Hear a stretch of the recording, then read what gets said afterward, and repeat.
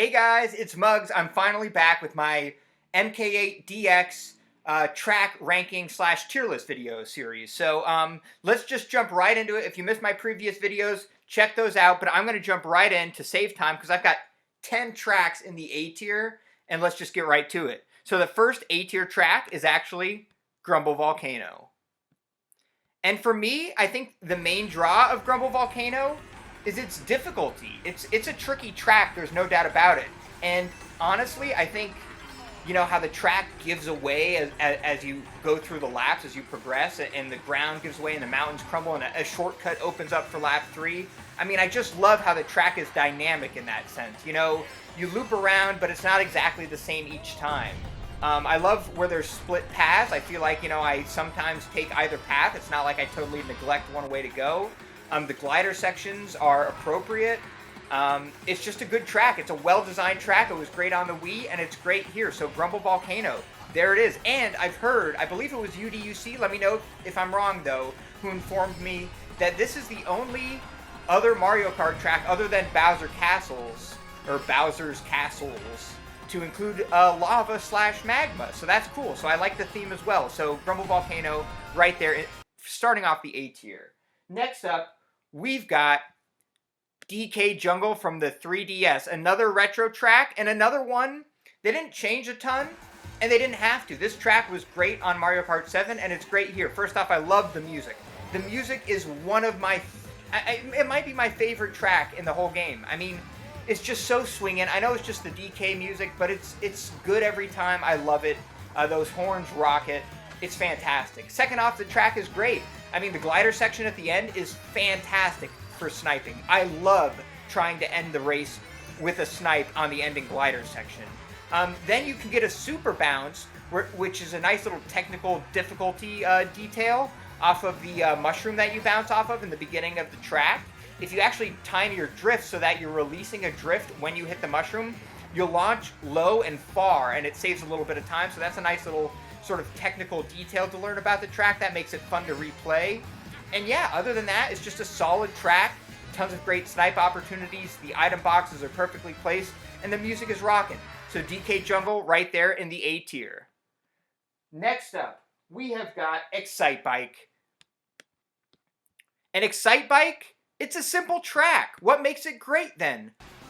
I think, honestly, it's the randomness. The fact that those bumps are randomly generated when you race that track each time is just amazing. I didn't even notice it for the first, like, many months I played the game that it was random. It just always felt like a fun, replayable track, and I couldn't put my finger on it. And then I learned that, hey, those bumps are random. And not only that, but it's a technically difficult track. Sure, you may think that tricking off of every bump is the sort of optimal way to drive the track, but it's actually quicker to chain tricks with drifts and slides and all sorts of different maneuvers off of the hops. I mean, I shouldn't speak too much about it because I'm just starting to learn it, but it's actually quicker to drift and boost and trick off of certain jumps than others, so you're not just tricking off of every jump. Which makes it a very difficult track to learn how to master. So I appreciate that.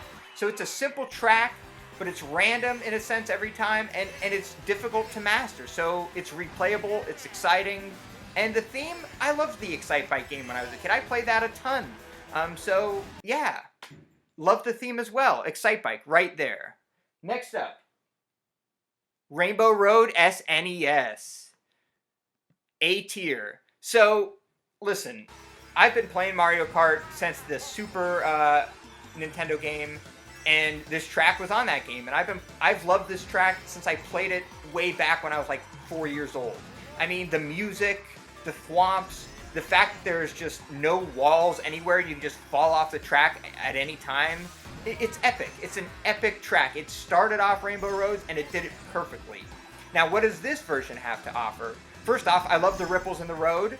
Great to trick off of. Now, it's very similar to the Mario Kart 7 version of the track, but it's fantastic. I mean, like I was saying, the ripples in the road from the thwomps are perfect to trick off of, and the layout may be sort of simple and flat, but it's just a perfect test of skill. I think that's what I love about it. You've got 2 jumps you can take. You don't even need a mushroom to take either of them. at least on 150 or 200cc.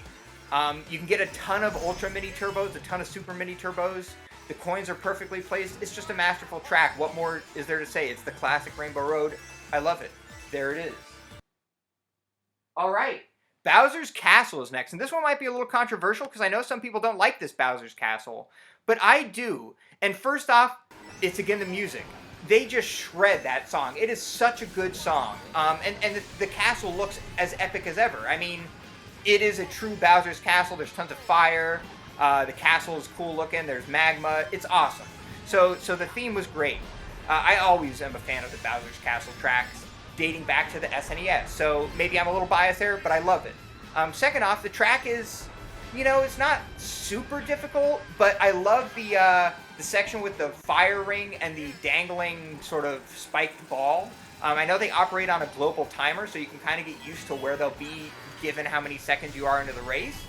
But it's always a tricky section to drive. And then, you come around and you have the punching Bowser statue, which okay, I'll be honest, I wish it punched a little faster. It punches a little slow for my taste. It doesn't pose much of an obstacle, but it's great for tricks because it makes ripples in the road, and then you can make it into a Nisk by sort of using a mushroom, or I think you can do a mushroomless by sort of jumping off the waves it creates if you time the punch just right. So it's a fun section. The glider section is great. I love the final turn where you can cut through the off-road with a mushroom and you've got the rock rolling down at you. I just feel like every time I race this track, it's a fun race, and I love the theme. I love Bowser's Castle. So maybe I'm biased, but that's where it is in the 8th year. By the way, that's your 10th best track. We're in the top 10 now. And next up, we've got Toad Harbor, your 9th best track. And Toad Harbor is one that I think is just so cute. It's like San Francisco. It's like this cute little town. You've got the cute toads on the trolley. It's adorable. But the track itself, it's fantastic. First off, the first turn you have options. You can take the boost ramp on the left. You can take a little Nisk between the box and the wall over the grass. Or you can just drive it normal and get an item. Or you can take the boost ramp and jump over the wall and get sort of a double dip on the item. So that's a really cool feature. So right off the bat, you have tons of options. Then you can go up top or down low, and then you can take a shortcut or take it the straight way and get the double item box. I mean, this track is just filled with options. Then right after that, you've got the trolley section, or you can bail out on the wall if you want to play it safe. I mean, it's a lot slower, and I don't think there's really much of a need to drive on the wall there, but you can. And then you have this nice straightaway, which is great for sniping. And then the track starts over again. It's a rush of a track. It's a cute theme. It's just fun every time I play it. So Toad's Harbor, I don't want to go on too long because I've got a lot of tracks to get to. But Toad's Harbor, your 9th best track. All right, Dragon Driftway is your 8th best track. And the reason why, again, difficulty. I do enjoy the theme. This is a reference to, I think it was Gobblegut from one of the Mario Odyssey games or something. I can't quite remember. So the dragon, it's a cool shout out to a past game. And the theme is cool overall, but the difficulty is what makes this track awesome. It is really a driftway. I mean, you have to drift constantly on this track. You start off, you build up some big turbos, maybe a couple ultra mini turbos, and then you can take a nice Nisk. If you learn it. It's actually pretty algorithmic, pretty systematic if you get the controls down. I'll show it here. It's pretty fun to do, and you skip a nice portion of the track. So that adds to the replayability, like I say. I love difficulty. I love a learning curve. I love having to work to get better at a track. I don't want to just master it right off the bat. So that adds to this track. And then you just have a bunch more tight turns. You have a section where you're on the dragon's back with no walls. It's fun. The item boxes, the last 2 item sets, I feel like are pretty close, which makes for sort of intense finishes. And then you can cut the last turn through the off-road if you have a boost item. So it's a fun track that always makes for an exciting finish. It's difficult, and I love it. Dragon Driftway, right there. All right, Yoshi Circuit from the GameCube. It's been great every time they've done it. Not gonna lie, I love this track. So first off, you can bag it or you can run it, which is great. If you bag it, you can have some of the most epic comebacks. If you run it, you're staving off the baggers as you're trying to get to the finish line first. I mean, it's exciting no matter what you do. The coins are perfectly placed. You can take a Nisk through the waterfall, which I have not mastered yet, or you can, bag it and chain boost items through there. There's a bullet bill extension area, and the track is shaped like a Yoshi. I mean, Come on, it's Yoshi Circuit. I don't need to go on about this track. It's just fantastic. There it is. A lot of tight driving too, as you're seeing on the screen here. You know, some of my time trial runs. It's just a fun course to drive. I mean, look at these turns. How could you not love it? Yoshi Circuit, right there. All right, here's a track that you all probably didn't expect to be this high. Mario Kart Stadium, the opening track. And part of the reason why it scored so high is because I think this is the best opening track that Nintendo has ever made in a Mario Kart game. I mean, this track has it all. First off, it introduces the anti-gravity, so that's good. You know, it does what it's supposed to do, and it introduces new players to the game. It's not an overly complicated course to drive if you're just, say, driving the road. But you don't have to drive the road. You can do a lot more than that. So you start off, you get a coin or two, you get an item, and then you can take a Nisk. If you sort of get your alignment right, you can drive through the off-road and build up a Super Mini Turbo, or an Ultra, depending on the situation, and cut through the off-road and boost right ahead of your competition. Then you get another Nisk where you can take the jump that's meant for mushroom holders, that has an item box on it, if you time your drift and your jump right. Then you come around a nice sharp turn. You've got a little sniping section. And then you can take another Nisk by getting an Ultra Mini Turbo and sort of glider vectoring and drifting off of the glider jump.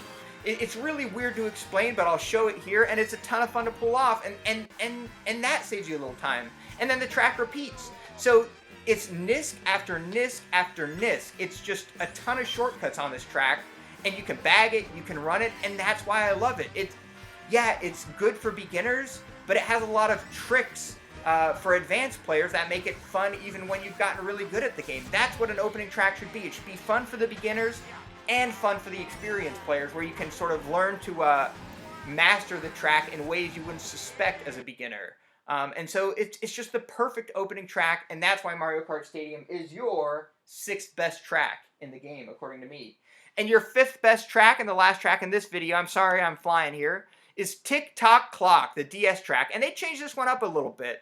I just started playing Mario Kart DS, and I was surprised by how different that iteration of this track is. But let's just talk about this iteration.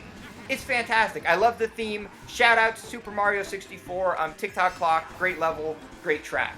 I love the sort of the clock sections where you're driving on the face of a clock, and you can, if you're at the right part of the sort of the global cycle, you can drive over the hands of the clock. So for example, on the first lap on 150cc, you can take the center hand on the clock and get an extra item box. And then at the end of the lap, you can take the hand of the clock again and pull off a nice little shortcut. So I appreciate that. The pendulum section is great. The cog section is fun every time I ride it. It's like putting a puzzle together, trying to get a drift off of every cog. And the music is great. So the theme is great, the music is great. It's a tricky track, it's got shortcuts. The cog section is a ton of fun. Tick-Tock Clock, it's your 5th best track. And I'm sorry I flew through those guys, but next time I'll get to spend a lot of time on each track, because we've only got 4 left in the S tier, and that's what we'll talk about next time on the Muggz Mario Kart 8 Deluxe track ranking / tier list. Bye.